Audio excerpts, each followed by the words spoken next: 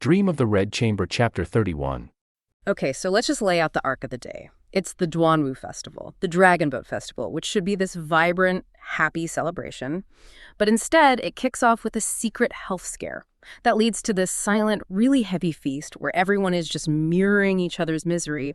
And then it all culminates in this devastating fight among the servants that just rips the mask right off their whole status hierarchy. So the day starts, as you said, with a real medical emergency. It involves Yurin, who's one of Baoyu's most important maids. She suddenly coughs up fresh blood, bright red blood. It's a visceral, terrifying sign of a serious illness. And her immediate fear is wrapped up in this old saying, that spitting blood when you're young means you'll have a short or a crippled life. Yes, but what's so fascinating is the pivot she makes in her head. Instantly.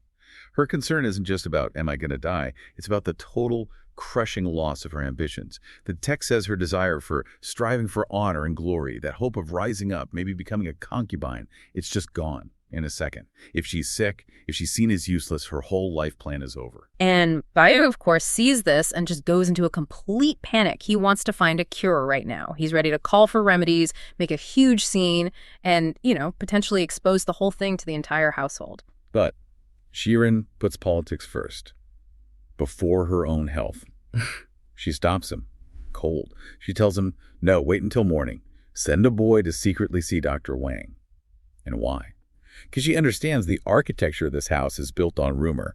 She basically tells him that a big fuss right now would start gossip, it would create suspicion, and that would be a huge scandal for both of them. It would just destroy her legitimacy. So the physical risk is actually less important than the social risk. She'd rather risk her health getting worse than risk the gossip that could completely wipe out her social standing. It's a really chilling calculation, isn't it? It shows she has a much, much better grasp of the house's politics than he does. Oh, absolutely. She's the one managing the crisis here. She tells them they have to handle this, unbeknownst to anyone. Mm-hmm. And Baoyu, surprisingly, he actually listens to her. Yeah. He doesn't push it. He just settles down and takes care of her quietly until morning. So the immediate health scare is, it's contained. But that social illness, the fear of being exposed, that's still simmering right under the surface as they head into the festival. Right. So from that really intense private moment, we move to the public stage, the Duanwu Festival. The house looks the part. It's decorated beautifully, rush and mugwort over the doors, tiger talismans on their arms. It looks like a party. But the celebratory lunch hosted by Madame Wang is, well, to put it mildly, a miserable flop. It's a perfect example of what happens when external expectations just clash with internal reality. Mm-hmm. Everyone is gloomy, they're listless, but they have to be there. And you can trace this tension back to very specific things that just happened. Madame Wang is clearly not happy, probably still thinking about that incident with Jin Xuan from the day before, which involved Baoyu. And since Madame Wang is basically the emotional barometer of the room, her mood sets the tone. Baoyu knows he's also in trouble with Bao Chai, who he offended, so he's gloomy. Okay. And this is where the chain reaction really starts. Exactly. Dayu sees Baoyu as miserable, and she immediately thinks it's about his issues with Bao Chai, so she becomes listless. And then there's Lady Feng, who's always watching, always managing. She sees Madame Wang's mood, and so she pulls back. She stays quiet and subdued. It's this group dynamic where everyone is just amplifying everyone else's misery. It's a feedback loop of dread. Nobody is actually having a good time, but nobody dares to break the silence because that might, draw attention to how unhappy everyone really is. So the forced party just fizzles out. There's no energy, no interest. They sit there for a little while and then just scatter, feeling more drained than they did when they arrived. And Baoyu goes home just incredibly moody. The gathering just made him feel more alone. This whole atmosphere of dread and separation leads us perfectly into this really crucial philosophical moment with Dayu. She seems to be the only one who really doesn't mind that the party fell apart.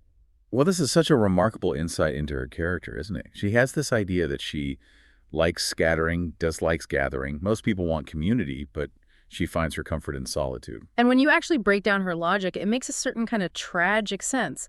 She argues that any gathering is temporary by nature, so it only exists to set up the pain of eventual separation, which creates sorrow. So why even bother gathering in the first place? Right. She uses that beautiful analogy of flowers. It's better that they never bloom at all than to cause all that sadness when they have to fade. I mean, by rejecting the joy of the moment, she's trying to protect herself from the pain of loss later on. It's a brilliant, if sad, defense mechanism. And this is in such a sharp, direct contrast with Baoyu's whole personality. He wants the flowers to bloom forever. He just wants everyone to be together all the time, and he absolutely dreads separation. And that contrast is everything. Baoyu is so miserable because his deepest wish for permanence just got shattered by the feast ending.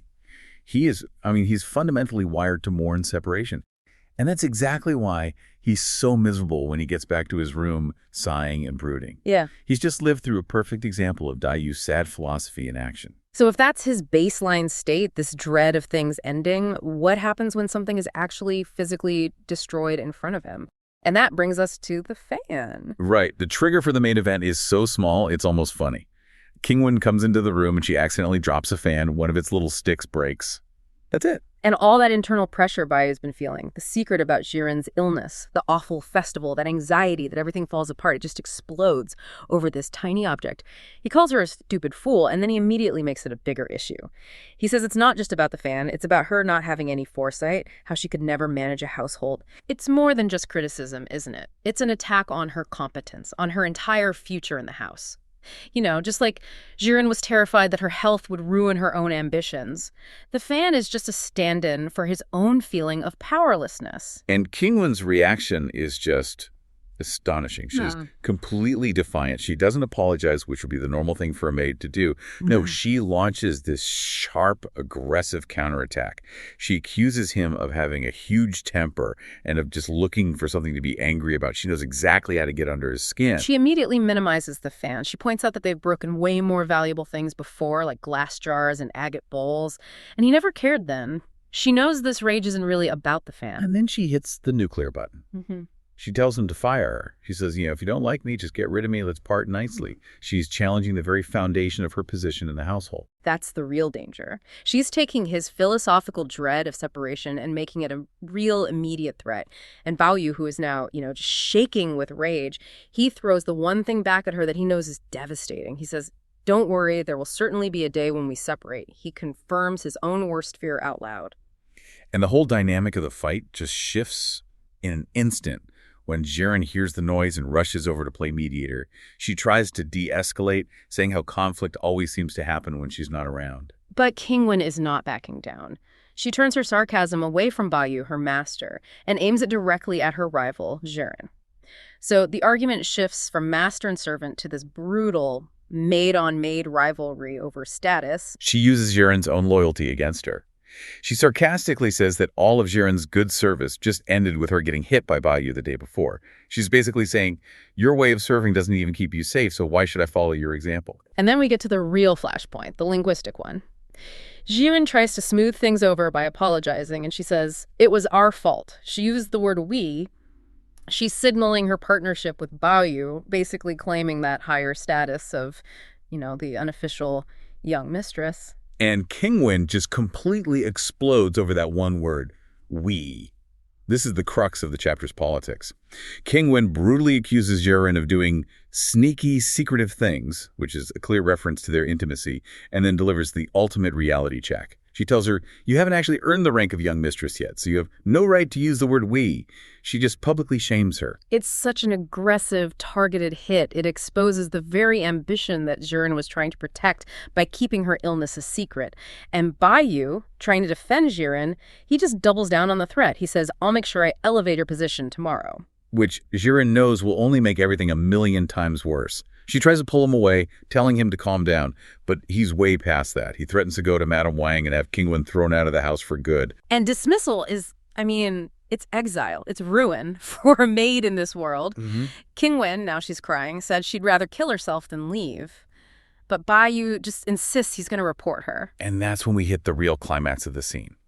Jiren realizes she can't physically stop him from doing something that will ruin them all, so she uses the only move she has left. Yeah. The ultimate act of supplication. She kneels down dramatically. And the power of that image is just immediate. All the other maids who've been watching in silence, Bihuan, Kiwen, Mustit, they rush in and they all kneel down too.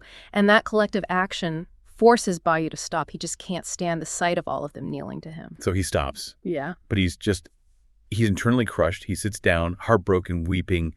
because he feels like even though he won, he's completely misunderstood. He thinks to himself, this heart has been crushed and no one knows it. The emotional price of keeping this fragile order has just been paid in full. So the air in the room is just impossibly thick. There's tears, there's shame, there's this deep despair.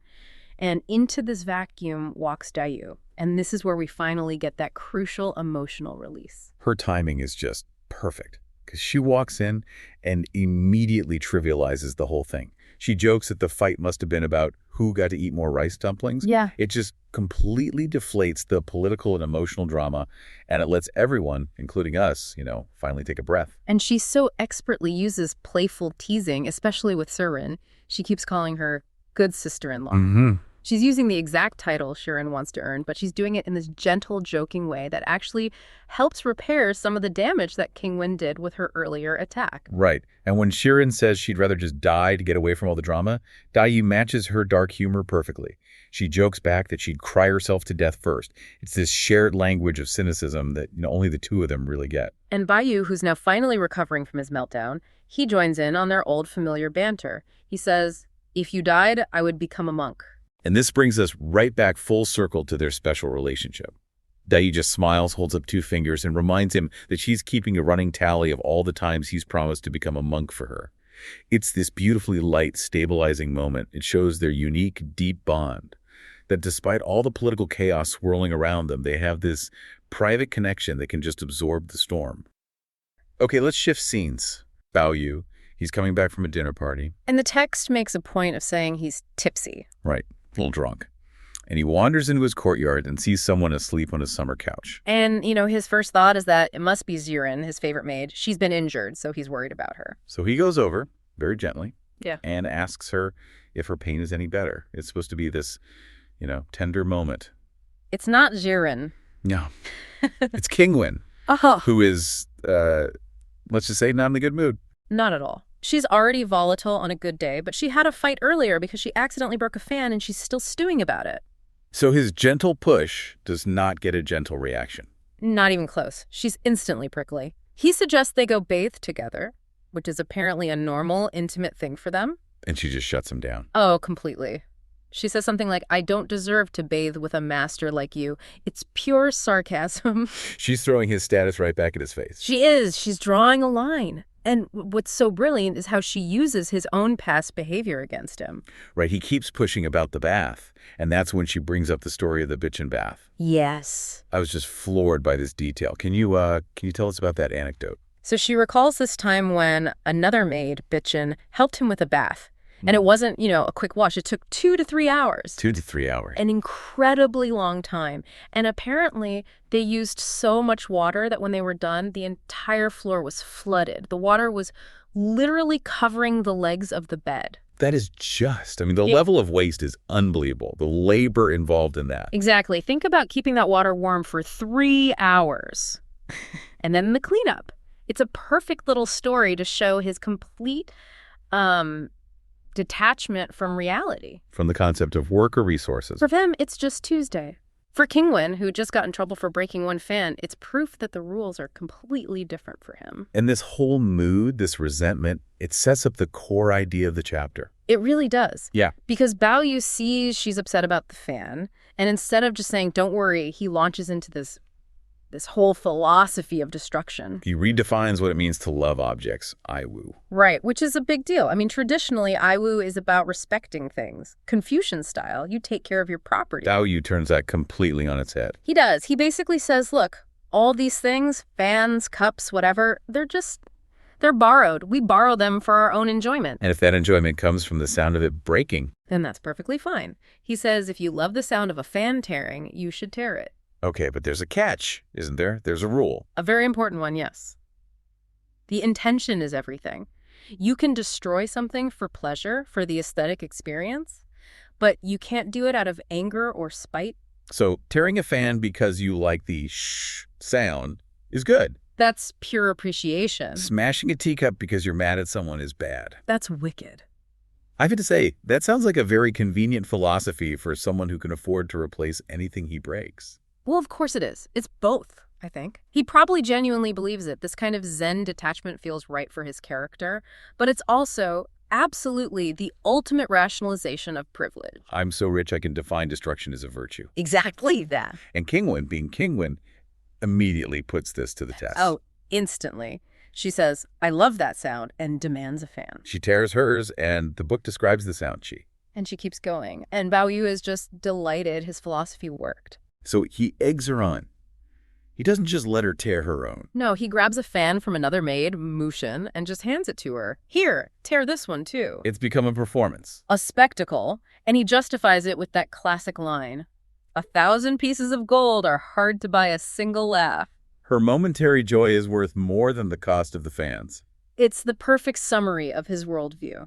Emotion over material. And then there's that tiny detail at the end of the scene that just drives the whole point home. Ah, yes. Another servant, Jia Wu, is the one who comes in to clean up all the pieces. Their pleasure becomes his labor. It's a perfect, quiet little condemnation of the whole affair. Okay, let's shift scenes. We're leaving the philosophical chaos of Baoyu's courtyard. And we're moving to the social center of the house, Jiamu's rooms. This is where the matriarch is. All the ladies are there. Wang Furen, Bao Chai, Dai Yu. And who should arrive but Qi Xiangyun? The most energetic and probably the most beloved of all the cousins. She's shown up with her luggage, ready to stay for a few days. And the way she's introduced is just brilliant. It's not a description, it's a series of anecdotes told by the other women. Which perfectly establishes her as the quintessential tomboy. She's a force of nature. Wang Furen tells the first story, right? From the year before, Zhang Yin decided to put on Baoyu's entire outfit. The whole thing. The whole thing. Robe, boots, headscarf, everything. And she goes to see Jiamu. And the grandmother is completely fooled. She thinks it's Baoyu. Totally. She's calling her Baoyu and telling her to come closer. The only reason the game is up is because everyone else just starts cracking up. And what's that amazing detail Wang Furen adds? It's so good. She says the only difference was that she just had 2 more pendants. It's so specific and so funny. It tells you everything about her lack of feminine performance. And then, as if that's not enough, Dayu chimes in with an even better story. This one is from a couple years back, in the winter. Yes. So it's snowing, and Jinian gets her hands on Jiamu's brand new, massive, bright red wool cloak.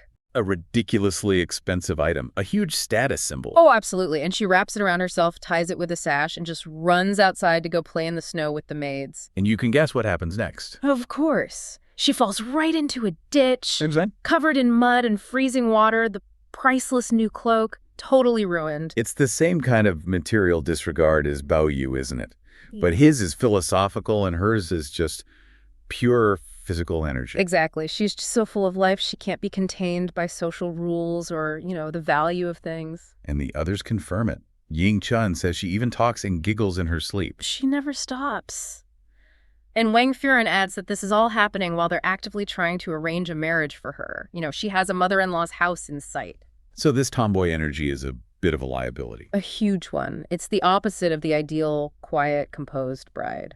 But just when you think she's all chaos, the chapter shows us another side of her. A surprisingly organized one. It's about the gifts she brought. She's got these 4 rings. Right. 4 crimson-veined stone rings. And they're not for the ladies. They're for 4 specific high-ranking maids. Shirin, Yuan Yang, Jun Xuan, and Pinger.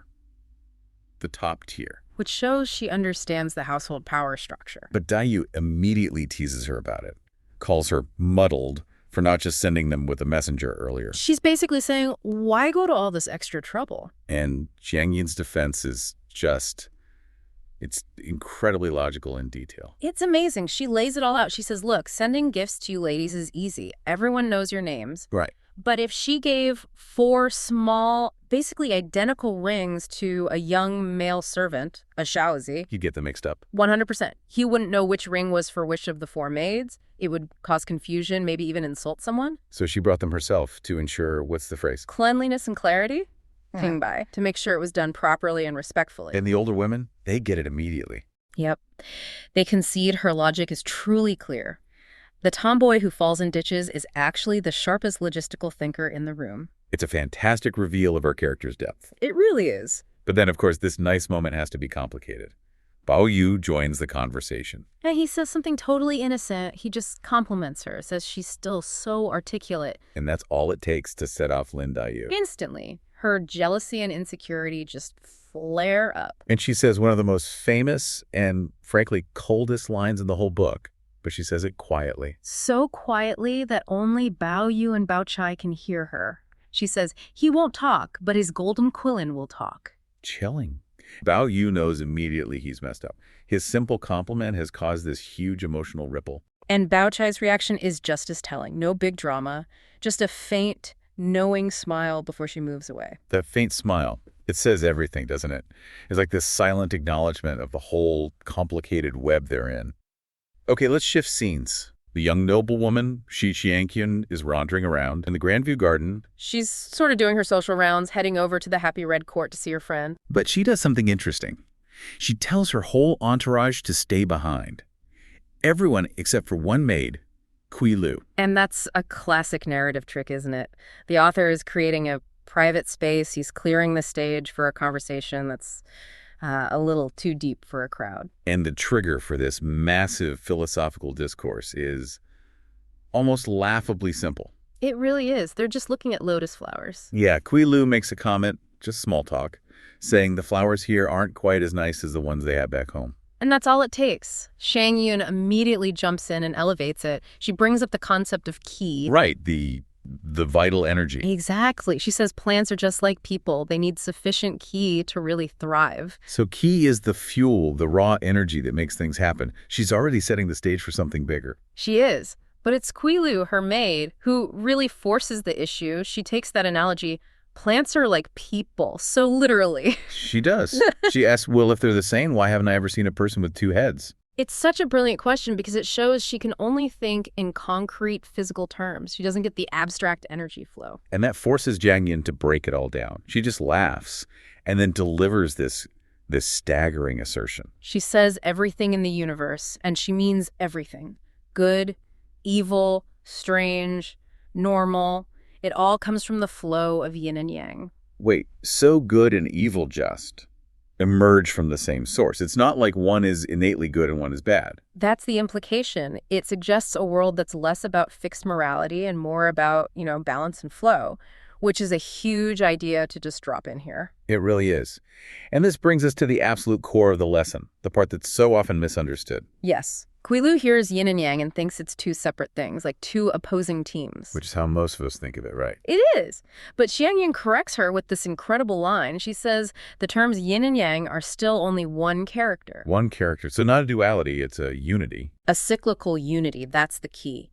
She explains that when yang is used up, it doesn't just vanish, it becomes yin. And when yin is exhausted, it transforms into yang. Precisely. It's one system, one coin that's just constantly flipping. You can't have one without the other because they are, at their root, the same thing in a different phase. That changes everything. So to make this idea stick, she starts with the biggest example she can think of. You have to. You start cosmic.